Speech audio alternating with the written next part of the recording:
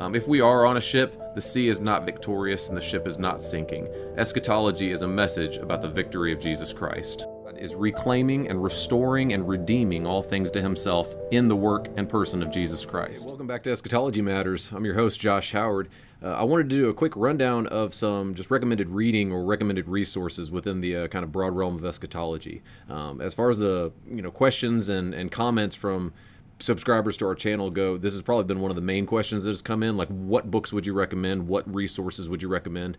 I've grabbed a short stack. These are kind of some of the books that I would personally say have been particularly impactful for me in eschatology. All of us want to make more time for reading, and yet none of us seem to have the time to do so, so I tried to keep that in mind. Here's a couple of quick recommendations. The first one I'd grab here is a commentary on the book of Revelation by GKBEALE. This is called a shorter commentary, which if you've looked at it, you understand why that's a bit of an ironic title for this book, but this is one of the more solid commentaries. This is kind of a distilled volume from his larger volume that's in the New International Greek Textual Commentary series. This one's a shorter volume of that, so less of the Greek work, but still a really solid overview of the book of Revelation if you're familiar with GKBEALE and his work. A second one, this one would be from Kim Riddlebarger. This is called A Case for All Millennialism. This is one of my favorite books on amillennialism. A lot of people have benefited from this book. Even if you're not necessarily in the amillennial camp, you can benefit a lot from the work that Kim Riddlebarger does and a lot of the things that he digs up within this work. Along that frame of thinking, I would heartily recommend to you Anthony Hoekema. So Anthony Hoekema wrote this book, which is called The Bible and the Future. And Anthony Hoekema's writing is very accessible. I really enjoy the way he's written the book, just as far as his writing style goes. But this is also a really warm introduction to eschatological thought. He engages other viewpoints. He brings in a lot of counter-arguments and points of contention within different eschatological perspectives. But The Bible and the Future by Anthony Hoekema, encouraging read and a great overview, and it gives you lots of thought for further engagement. George Eldon Ladd wrote a book called The Presence of the Future. Now, George Eldon Ladd is a historic premillennial, but he's described usually as kind of an eclectic eschatology, is where he is. But George Eldon Ladd popularized that term, the already and the not yet. He wasn't the one that invented it. In fact, you could point back to Paul's writings, especially in the New Testament, and say that we pick up on this theme. But George Eldon Ladd kind of coined that term, or at least made that term popular. And this is a very good book. He interacts, again, with other viewpoints, and it's a solid read. Sometimes what helps within the realm of eschatology is to look at biblical theological themes. In other words, a certain theme in Scripture that kind of stretches across the canon.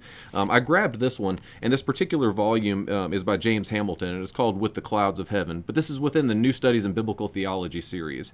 This isn't an eschatology series per se. It's biblical theology, so tracing themes. But books like this, for example, tracing this theme, Christ's coming with the clouds of heaven, traces a theme throughout Scripture that can be immensely helpful within building an eschatological viewpoint. Herman Ritterboss wrote a book called The Coming of the Kingdom. This is a solid read. Kingdom is a key theme within eschatology, as I'm sure you've recognized. The theme of God's kingdom expanding, what the kingdom is, where the kingdom may be located, and what we might expect of the kingdom. Herman Ritterboss, among other things, you may not agree with everything he writes, but it's a great introduction to that theme of kingdom within the Bible. In any of these realms, you're going to want to dig a little deeper at a certain point. If you're looking to do so, something like this is going to be very key in that. Again, GKBEALE and D.A. Carson in this particular volume, this is a commentary on the New Testament's use of the Old Testament. So by the time you get to the book of Revelation, for example, one of the daunting features of the book of Revelation is that it uses so much Old Testament allusion, imagery, or even direct quotations. Something like this can help you wade through those waters. As you can see, it's not a short read, but it's a commentary, so this is more of a reference guide, something that you can refer to regularly.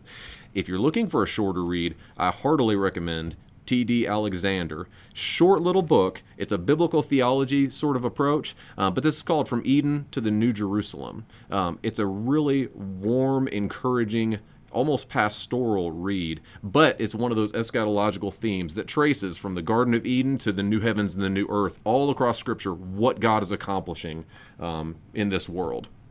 That being said, some books take a particularly eschatological approach as T.D. Alexander did, but more thorough. Charles Scobee wrote this book called The Ways of Our God. This is an eschatological book, but it's a whole Bible eschatology. In other words, looking at the entirety of Scripture as an eschatological message. God bringing something to redemption and conclusion in Jesus Christ. Charles Scobee's work has been one of my favorites for years, and it's very thought provoking. It should get the wheels turning in the realm of eschatology. In any discussion about eschatology, you're going to run into discussions about covenant. Covenant kind of being that framework that we see throughout the scriptures. Something like this will help you walk through it. Gerhardus Voss is one of my favorites. He wrote the Pauline Eschatology, which is an impactful eschatological work, which I probably should have had in this stack, but we'll stick with this one for now. This is a biblical theology of the Old and New Testaments by Gerhardus Voss. Helps you walk through some of those covenantal features. If you read this book, also read his volume on the Pauline Eschatology and see the overall argument he builds. Another book, and this will be the last one I recommend, you're recognizing GKBEALE's name at this point, but he co-wrote this one with Benjamin Glad from RTS. And this is a New Testament theology, so it's kind of looking at the New Testament, and yet at the same time, it's a biblical theological look at the New Testament. So it's eschatology kind of as a lens through which to read the New Testament as an overview. Something like this, especially if you're walking through books of the Bible, maybe teaching or even just studying in personal time, something like this is a great way to see how eschatology then can help us to walk through sections of Scripture and even particular books of the Bible in a fuller way. I hope these have been helpful to you. If these are, we'll follow this up with another kind of book recap or book roundup in the future. God bless. If you're interested in further resources on eschatology, please consider grabbing a copy of The Exorcism of Satan. It's a recent book that I published through Free Grace Press. It's in a series that's edited by Dr. Owen Strahan, and specifically in this volume, I'm looking at what happened when Christ defeated Satan in his life, death, and resurrection. For those that are interested, we'll have a link to that book in the video description.